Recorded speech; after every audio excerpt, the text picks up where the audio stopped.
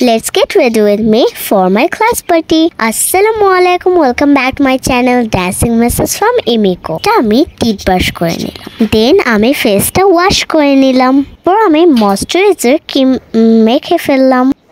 মামুনি আমার জন্য যে ড্রেসটা কিনে এনেছে সেই ড্রেসটা আমি এখন পরবো। কেমন লাগছে আমাকে বলো তো?